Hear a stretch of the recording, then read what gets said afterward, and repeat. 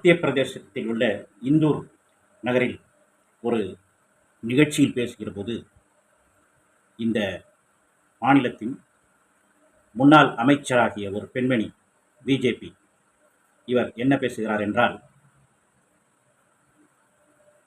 பிஜேபிக்கு நீங்கள் வாக்களிக்க வேண்டும், அப்படி நீங்கள் வாக்களிக்காவிட்டால் நீங்கள் மறுபிறவியில் விலங்குகளாக பிறப்பீர்கள் என்று சொல்லுகிறார். அது மட்டுமல்ல, நான் கடவுளோடு நேரடி தொடர்பில் இருக்கிறேன், அவரோடு பேசுகிறேன் என்றும் கதைவிடுகிறார். இந்த முகரக்கட்டையை கொஞ்சம் பாருங்களேன். இந்த முகரை தான் கடவுளோடு நேரடி தொடர்பில் இருக்கிற முகரை. இவர்களுக்கெல்லாம் கொஞ்சமேனும் அறிவோ அதில் தெளிவோ இருக்குமானால் இப்படி பேசுவார்களா? இல்லை, மக்களை எந்த அளவிற்கு இவர்கள் முட்டாள்கள் என்று எண்ணிக்கொண்டிருக்கிறார்கள் என்று பாருங்கள். மதத்தின் பெயரால் இவர்கள் பரப்புகின்ற மூட நம்பிக்கைகளுக்கு, முட்டாள்தனங்களுக்கு அளவே இல்லை. ஏன், பிரதமர் மோடி அவர்களே தேர்தல் நேரத்தில் என்ன பேசினார் என்பது உங்களுக்கு நினைவிருக்கும்.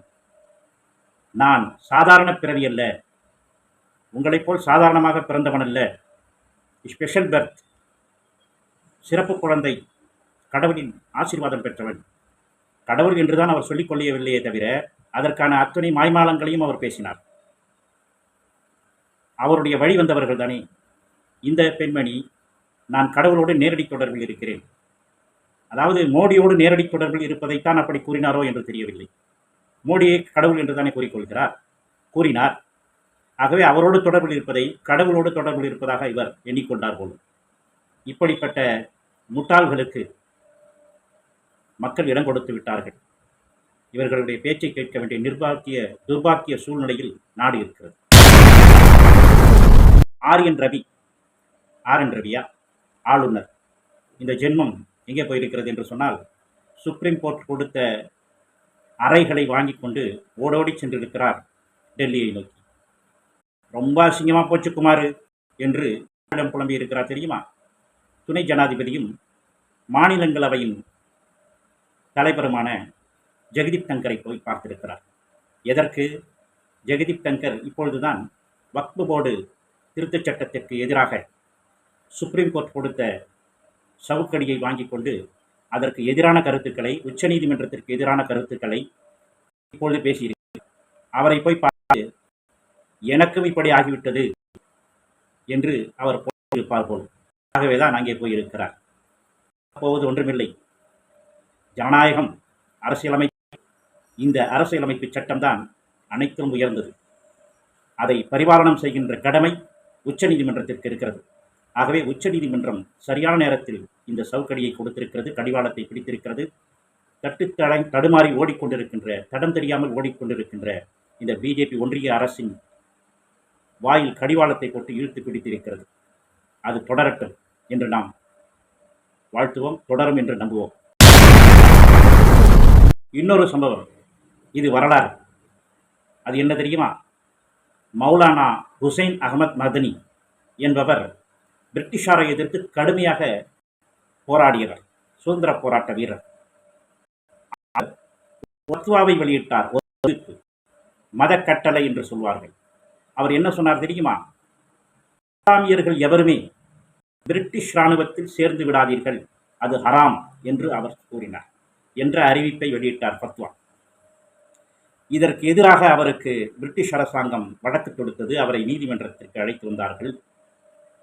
ஹுசைன் அகமது மஹதானி ஒரு மாவீரராக அங்கே நின்றார்.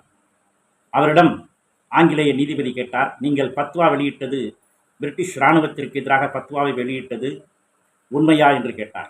ஆம், உண்மைதான், நான் அப்படித்தான் வெளியிட்டேன் என்றார். ஏன் அப்படி வெளியிட்டீர்கள்? இஸ்லாமியர்கள் பிரிட்டிஷ் இராணுவத்தில் சேருவதை ஏன் தடுக்கிறீர்கள் என்று கேட்கிறார். அப்பொழுது அவர் சொன்னார், பிரிட்டிஷார் எங்களை அடக்குவதற்காக இங்கே வந்திருக்கிறார்கள், இந்த நாட்டை கொள்ளையடிக்க வந்திருக்கிறார்கள், அவர்களிடமிருந்து இந்த நாட்டையும் மக்களையும் காப்பாற்றுவது எங்கள் பொறுப்பு. ஆகவே அவருடைய இராணுவத்தில் நீங்கள் சேராதீர்கள் என்று நான் அந்த ஃபத்வாவை வெளியிட்டேன், அதில் நான் உறுதியாக இருக்கிறேன் என்றார். இதற்கு என்ன தண்டனை கிட்டும் என்று உங்களுக்கு தெரியுமா என்று ஆங்கிலேய நீதிபதி கேட்கிறார். அதற்கு மௌலானா ஹுசைன் அகமது மதனி அவர்கள் சொன்னார்கள், தெரியும், நீங்கள் என்ன செய்வீர்கள்?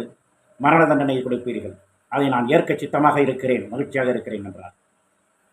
இதை வாபஸ் பெற்றீர்களானால் உங்களுக்கு தண்டனையிலிருந்து விலக்களிக்க முடியும் என்று ஆங்கிலேய நீதிபதி கேட்டபோது, இல்லை, ஒரு காலம் நடக்காது, மீண்டும் இந்த நீதிமன்றத்திலேயே நான் அறிவிக்கிறேன், இன்னொரு பத்வாவை, இஸ்லாமியர்கள் எவரும் பிரிட்டிஷ் இராணுவத்தில் சேர்ந்து விடாதீர்கள், அது ஹராம் என்று அங்கேயும் அறிவித்தார். அப்பொழுது கோபமடைந்த நீதிபதி அவருக்கு மரண தண்டனை விதித்தார். தீர்ப்பு சொன்னார். தீர்ப்பு கேட்ட பிறகு புன்னகைத்தபடியே மௌலானா ஹுசைன் அகமது மதனி என்கின்ற அந்த மாவீரர் ஒரு துணியை எடுத்து அங்கிருக்கிற மேசையிலே வைக்கிறார். இதை பார்த்த நீதிபதி கேட்டார், இது என்ன துணி என்று கேட்கிறார். நான் மரணித்த பிறகு என் உடலில் போர்த்தக்கூடிய கஃன் துணியை நான் தேவ்பந்திலிருந்து கவசமாக கொண்டு வந்திருக்கிறேன் என்றார். ஏன் இங்கே துணி கிடைக்காதா என்று நீதிபதி கேட்டபோது, உங்களுடைய துணியை வாங்குவது எங்களுக்கு ஹராம், நாங்கள் என்னுடைய துணியை எடுத்து வந்திருக்கிறேன், மரணித்த பிறகு கூட உங்களுடைய துணி என்மேல் போர்த்தப்படுவதை நான் விரும்பவில்லை என்று முழங்கினாரே, அவர்தான் மௌலானா ஹுசைன் அகமது மதனி என்கின்ற அந்த மாவீரர். இப்படிப்பட்டவர்களின் தியாகங்களால் வாங்கப்பட்டது இந்த சுதந்திரம். ஆனால் இன்றைக்கு இருக்கின்ற இந்த மத தீவிரவாதிகள் சிலர், பிஜேபியிலே ஆர்எஸ்எஸ்ஸிலே இருக்கின்ற இந்த சிலர் இன்றைக்கு இஸ்லாமியர்கள் இந்த நாட்டுப்பற்றுக்கு எதிரானவர்கள் என்பது போல் பேசிக் கொண்டிருக்கிறார்கள். எவ்வளவு கீழ்த்தரமான செயல் என்று பாருங்கள்.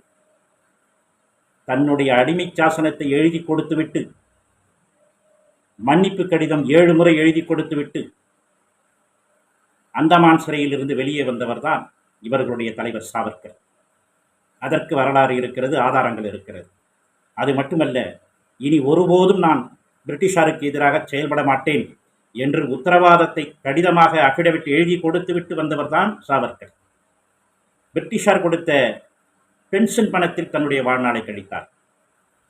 அப்படிப்பட்டவர்தான் இவர்களுக்கு மாவீரர். ஆனால் உண்மையான மாவீரர் மௌலானா ஹுசைன் அகமது மதனி அவர்களை போன்றவர்கள் இவர்களுக்கு மாவீரர்கள் அல்ல, நாட்டுப்பற்றாளர்கள் அல்ல. இந்த நாட்டுக்காக உயிர் துறந்தவர்களை இவர்கள் நாட்டுப்பற்றாளர்களாக ஏற்றுக்கொள்வதில்லை. இவர்களுடைய நாட்டுப்பற்று என்பது எந்த அளவிற்கு இருக்கிறது என்பதற்கு இது ஒரு சிறு உதாரணம்.